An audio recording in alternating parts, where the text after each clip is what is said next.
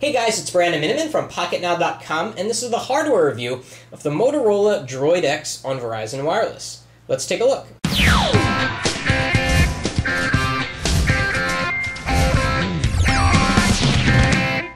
So before we get started, something interesting has been happening. I was sitting at my computer, the Motorola Droid X was on standby, and suddenly I hear, Droid, from the Droid commercials. And confused, I turn on the phone, I look to see if there's any sort of pop-up notification. Nothing is there, although I do have this eye staring at me. I turned on the Droid X live wallpaper.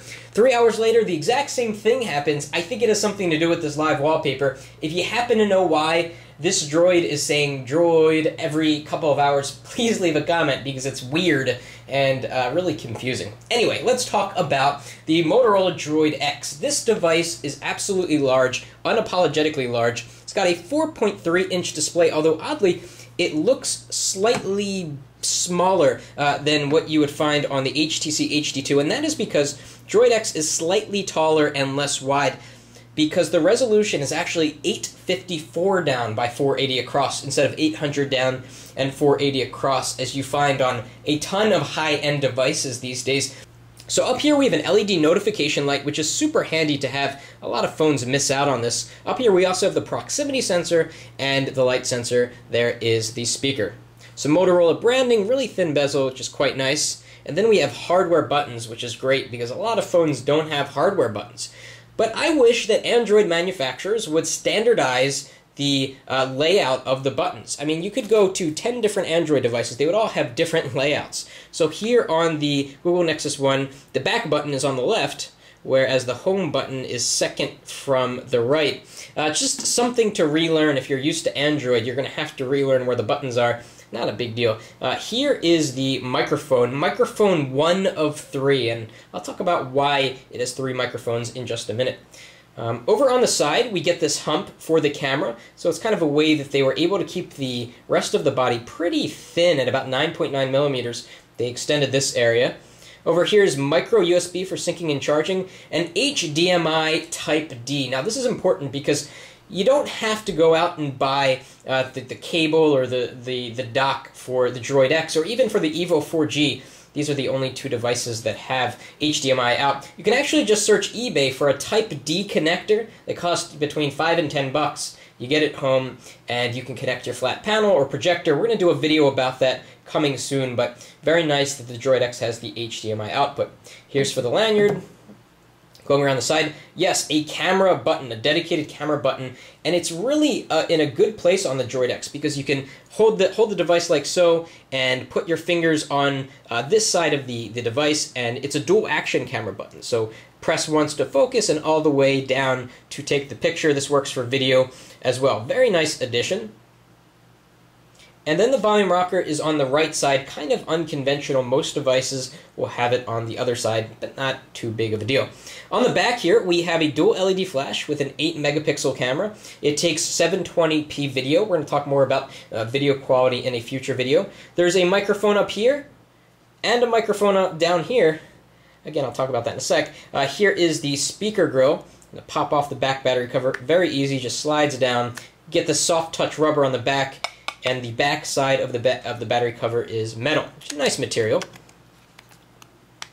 Overall, in hand, the device, in my opinion, feels a little bit cheap because it just has a light weight about it, and it's so large. And typically when a device is lightweight and large, it feels a little bit cheap. Compared to, say, the iPhone, which is small and heavy, it feels high quality. So it's a matter of personal preference. I've heard other people say that the Droid X feels extremely high quality, so it may feel differently to you. Now let's talk about why there are 3 microphones. Well, these 2, this and this, are for noise cancellation, and we're going to post a video, or actually a soundtrack, showing the Droid X canceling noise in various situations. The extra mic on the back is for the video feature that lets you switch between scenes. Here, I'll show you. So I'm going to turn on the device. Let's give you a preview of the software here. And if we go to camcorder and go into landscape, we can go into what's called scenes. And there are 4 different scenes. And they use different microphones. So this is called Everyday, best for capturing video with audio from all directions. So this will probably take in audio from all 3 microphones. To the right, we have Outdoors, best for capturing video outside, reduces wind noise. So presumably this will use the top and the back microphone to do some noise cancellation and also hone in on the audio behind the camera.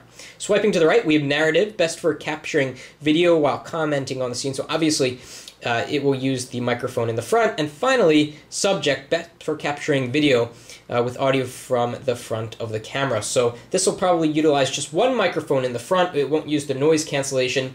The trouble with scenes is that you can't flip between them when you're filming. So I'm going to press this down, and I'm filming right now.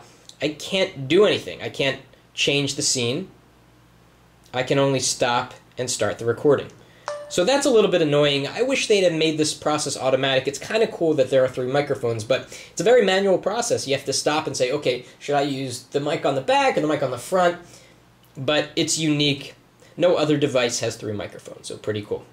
So overall, the Droid X is an interesting offering in terms of hardware. I like the hardware buttons, the 3 microphones, the camera button, and the large screen. Of course, as I mentioned, I feel that the device is a little bit low quality feeling, but that's a very subjective thing.